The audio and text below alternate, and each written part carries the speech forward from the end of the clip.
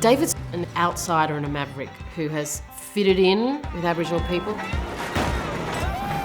He's just captured the liveliness and the spirit of us. Filmmaking for David is a really physical activity, so he really throws himself into the camera work. He's kind of part of the action. I really enjoy that full-on Boise action as much as the guys. You guys have come out of the swamp. David's making some of the best Indigenous programs we've seen. And he's sort of mad, he loved driving around out bush and hunting and camping and, loved all that whole free-spirited life. But he also had a really distinctive, crazy view on the world. He is a high-risk taker, and he's pretty much up for anything. He became one of us, really.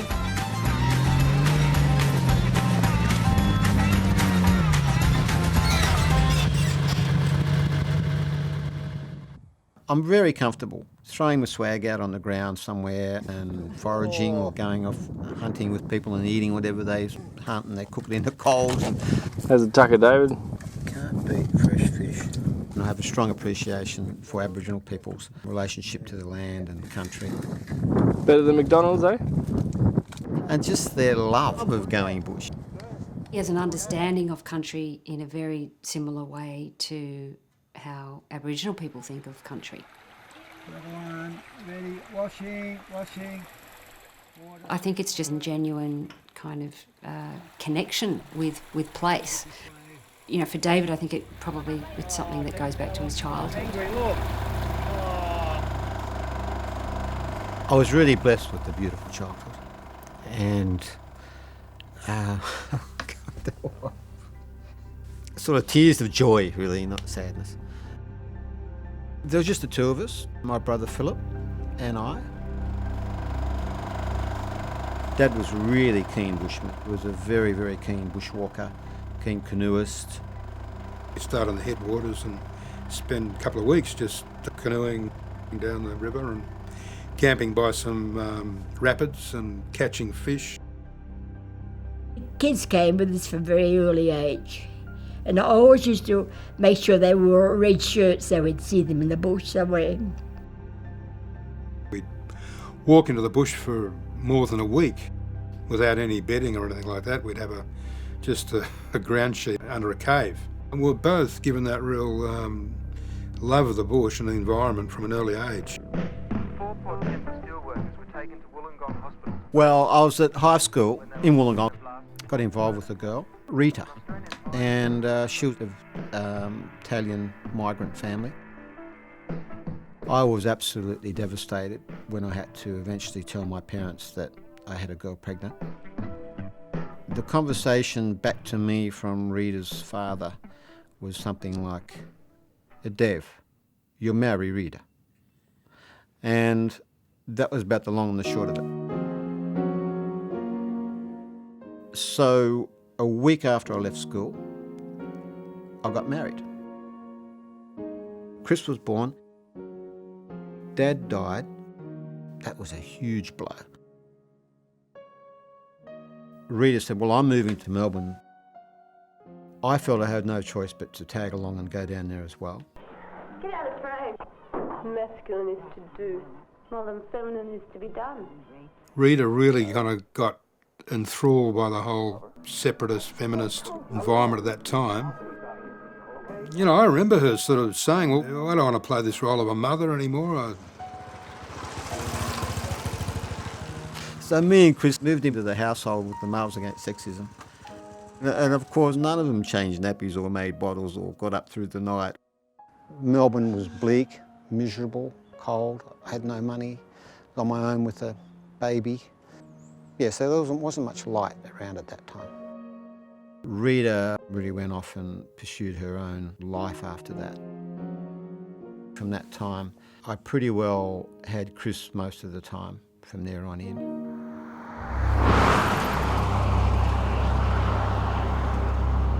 That's my annual winter pilgrimage up to Central Australia. I just get so excited coming into Alice Springs. I just love Central Australia. I love everything about it. I just wanted a whole new life. So I bought an old panel van and me and Chris got in that and we drove to Alice Springs. From arriving in Alice Springs, I just felt at home.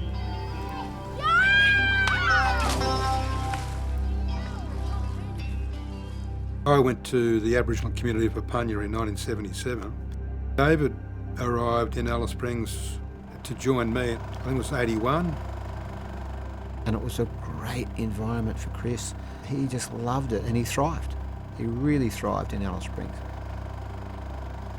Because David had to pretty much bring up Chris by himself, we tended to identify with Chris as, like a brother or a younger sibling. So they sort of knocked around together as sort of older brother, younger brother. A lot of people were coming to Central Australia because they wanted to be a part of the Indigenous world. It was a great moment of possibility and change. And Philip Batty and David Batty were part of that movement who wanted to make a contribution, and they did. Hey, good morning. This is 8KIN FM and also VL8A. And this is Aboriginal radio in Aboriginal country. My brother and Frida Thornton and Johnny Macumba, they set up an organisation called CARMA, which is the Central Australian Aboriginal Media Association. And now it's time for Colin Pam with the Pitch and Jar Show. Hello, my name is Philip Batty. I'm the Projects and Administration Officer here at CARMA. The aim was to create a voice in the media for Aboriginal people. And that was all forms of media. Let alone a service in their own language. Because at that point, there was nothing at all for Aboriginal people. Be listening again tomorrow at 7:30 for Aboriginal radio in Aboriginal country. Goodbye now and have a good night. This is CARMA Radio on 8KIN FM. It was like a mangy dog radio station, you know. It had no money and no resources.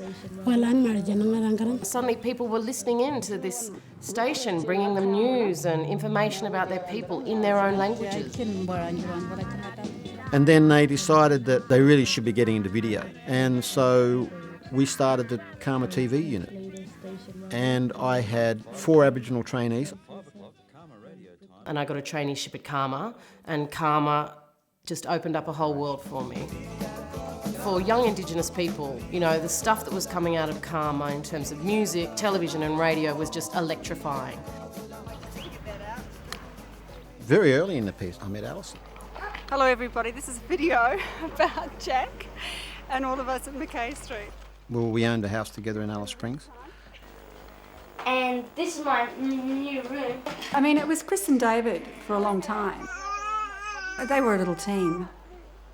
Chris was, he was a really busy kid, really energetic. I guess he was a risk taker too. He was always on the go, always outside. And here's David. Me with Jackie. And David never barks Jack normally, so this is we've got to get this on video. And it was just a simple life. And then we had Jack, and then we had Frank, and then we had Nick. This is the Batty family. After some time they got married, and that was a big community wedding, and we all went to the local park afterwards. So that was a big part of his life, the family, always from the start. I got a request from Yundamu. Can you come in and make these children's programs? A bit like Sesame Street, but in Warlpiri, in the Warlpiri language.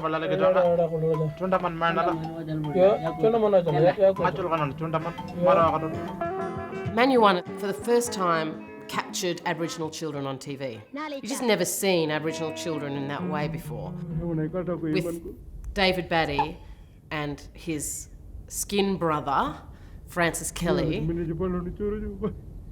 with their warped humour and, you know, creative craziness that they both bring in their collaborations.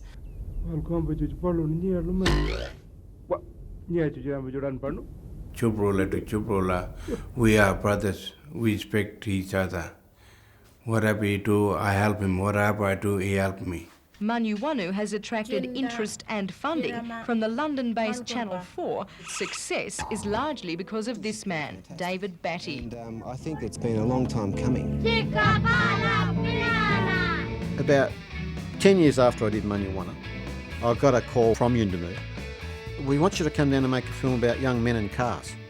So when I got down there, it was all the same guys that were in Manyuwana, but they were 10 years older. Upman kana ready for little one. Tell them to keep going, this might be brilliant. What you want, call out with them too. Francis actively co-directed Bush Mechanics. You know, in Walbury, talking to the boys on the radio and calling shots and stuff. That's the last one, eh? Oh, I'm going to move over that hill and get one more with that hill there coming down there. We like to work together as a team, you know. Don't hurry up. Quick. One more, last one, and let it come. Go fast. We joke, we teach each other, we work together.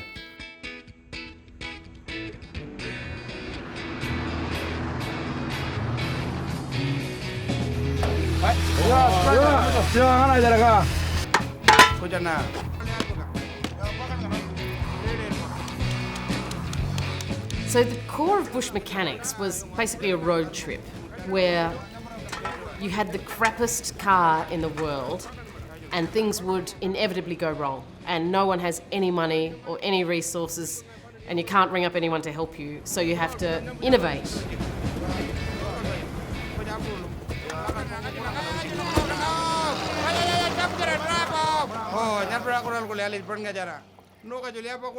So things like stuffing a flat tyre with Spinifex so that it gets you that extra 10 Ks. Or getting a tree and carving it to make a crankshaft. It became like a cult classic. It took the country in a very quiet way by storm.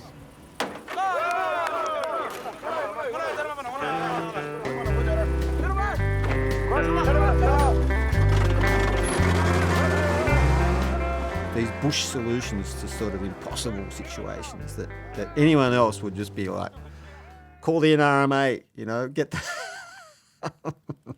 He's had a new idea, right?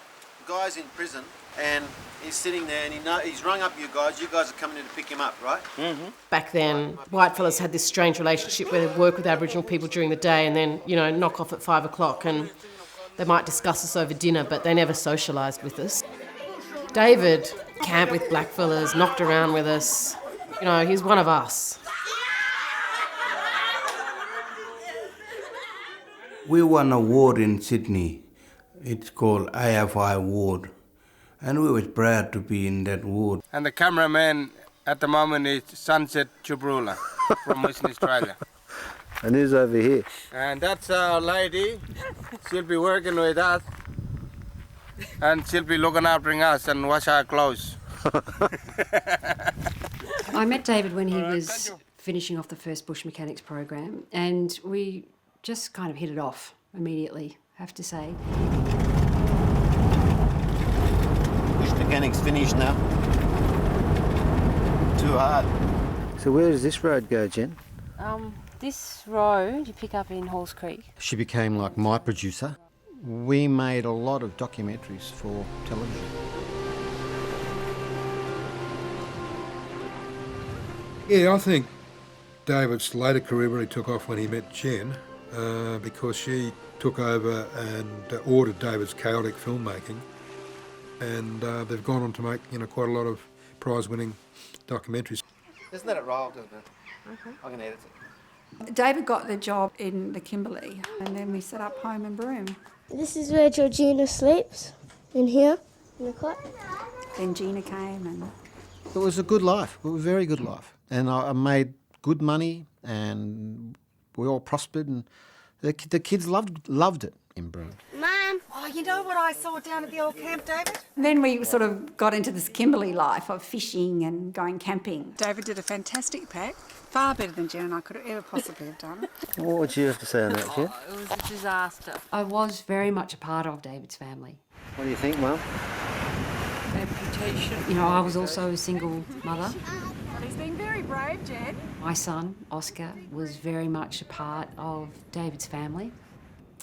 And, yeah, really close to David's kids. Did you sleep well, Oscar?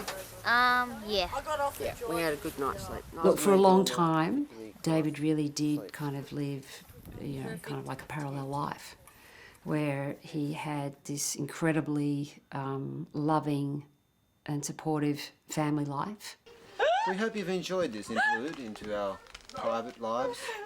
And then he had another kind of life, I guess, with me, which was basically based around his other passion in life, which was filmmaking. We're saying goodbye to Chrissy. Bye, Chrissy. My son, Chris, he went off and found his own way pretty early in the piece. I think at that time he'd finished high school. And then so he was out in the big wide world. He was a self-made person, just like his dad, an environmentalist, rehabilitating mine sites. And so, yeah, he was highly in demand for that work. And then he met Gail. He married Yale in Broome. I've got a wife next to me now, so I'm all confident. They bought a house. And then they bought another house. And then he had the flash Toyota. Brand new Toyota. And again. Chris's mother, Rita, kind of fell through the cracks. She ended up having health issues and she contracted cancer. So Chris went down and he really nursed her to her death. And so really that was about the most time he'd spent with her since he was a little child. I know he did pocket some of his mother's morphine and stuff. About a year or so after his mother's death, Chris's wife, Gail, she was overseas. And he'd been out fishing with his close friends and then came back and they continued to party on. Chris would have probably drunk more than the others. And then at that point where they made this decision to take some of the morphine, I imagine Chris would have probably taken more than the others.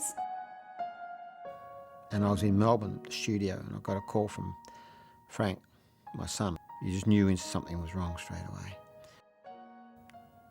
He just said, Dad, Chris is dead.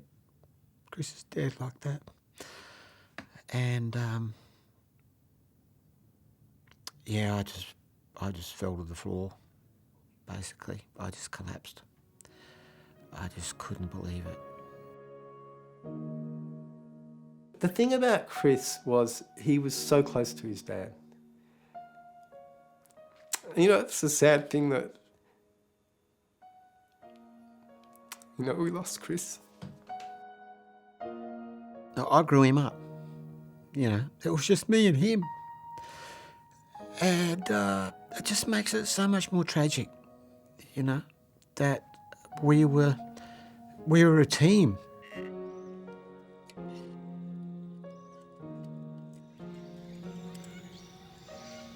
Chris dying hit David probably harder than any loss that I've ever witnessed before. David was shattered to his core. Losing Chris was a double whammy because it set up a chain of events that led to the breakdown of his marriage. It became apparent that I hadn't been faithful. So not only was it all this grief, but then everything just went, it was just this whole kind of explosion. The family just went poof. When it was revealed that David had had a relationship with his business partner Jen, it really had a completely shattering effect on not just the family, David's family and the Battys in generally, but friends and people that had known Dave for a long time. I also accept that it was very damaging and it caused a lot of hurt.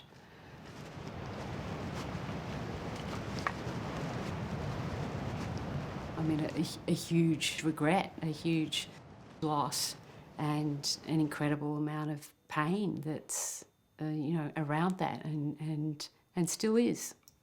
Yeah. I was thrown out of the house.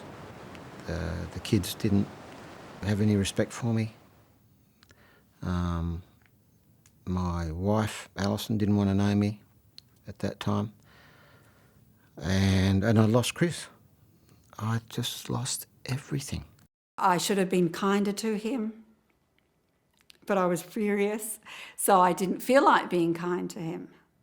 And, you know, while I understood how tormented he was, and he was deeply in a state of deep torment, I was so utterly furious with him. I was destitute, emotionally destitute. I was lucky to have survived that. About a year after Chris had passed, I was kind of pretty lost in space. Francis asked me to make this film about the Coniston Massacre.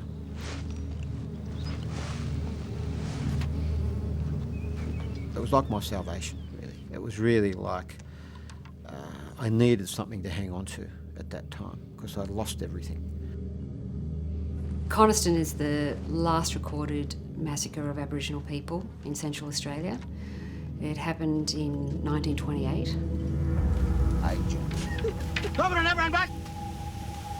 In retribution for an Aboriginal man killing a white man who'd taken his wife. Put down your weapon in the name of the king. The police came in and basically murdered women, men and children in a very wide distance, just shot everyone, killed them all. And Francis always wanted to tell this story. It's taken me 30 years to make this film properly. People say we forgive, but we can never forget. And the Coniston Massacre film was important for recognising that massacre. You what? Huh? Yeah, it's the highlight of the whole show. It's the highlight of the whole thing. No, I've reconciled with the kids. There's probably an undercurrent of resentment there towards the way things panned out there, but that's something that I carry and that I do find upsetting, and I just have to live with. Hey Jen, check this out. Look. Yeah, she's my partner now. Yeah.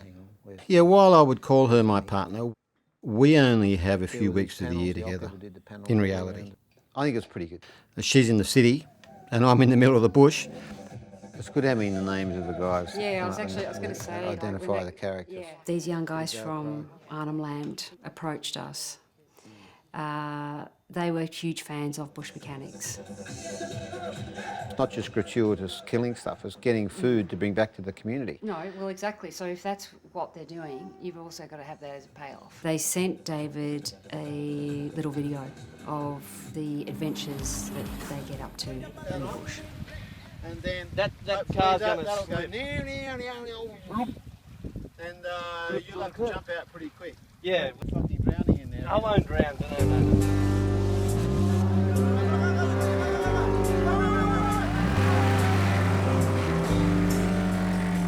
He's gone up to Arnhem Land and he's making bush mechanics sort of in the top end in Black Has. So again, a bunch of guys with crap cars do extraordinary things, but this time in crocodile-infested Arnhem Land. Even look at on the river star. It's 4 young men. One of them's white. Then I put it in fourth and it dropped down even went red line and then 220. Which is an interesting dynamic, which I actually really like. You're going to wreck this car if you drive it like that. I know. Going to KFC drive-through. It's hard talking to you guys. I'm listening. We're listening. We're going to find a bomb. Find a bomb. Joe was adopted by a family in Ramangini, and he's gone through law. He's been initiated. He knows all the stories. We've got to get muddy again. I think most of the community see me as a Yulin person. So it's trash area walk up. I used to never live with my parents at home. Always used to just go out fishing and hunting every day with the boys.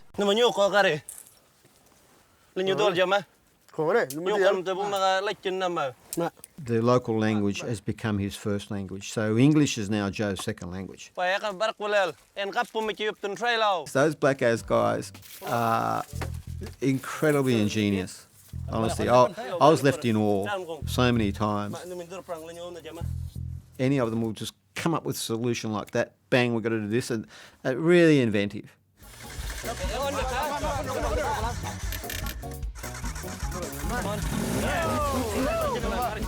That's actually real. That's what we do. That's how we live off the land. Crocodiles, crocodiles everywhere. They just love nothing more than going hunting. And it's not always about the kill, it's about the adventure. And then they love to bring it back and share that food with community members.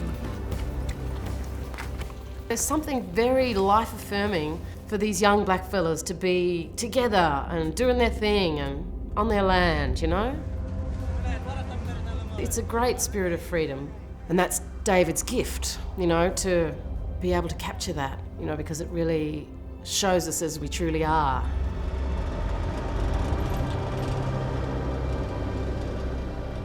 I think David will always be a nomad, and he loves to wander out into the desert and make films. And I think he'll be doing that when he's in his 90s. 40 years now I've been coming up here to Central Australia and being involved with Aboriginal people. Whenever I come here, I just feel like I'm coming home. I really do. I honestly feel like, I've come home again. I think Australian Aboriginal people they're survivors, They really are remarkable. It makes you a lot more humble, and it also leaves you in awe. Aboriginal people gave me a much deeper understanding of the kind of relationship that you can have with the country.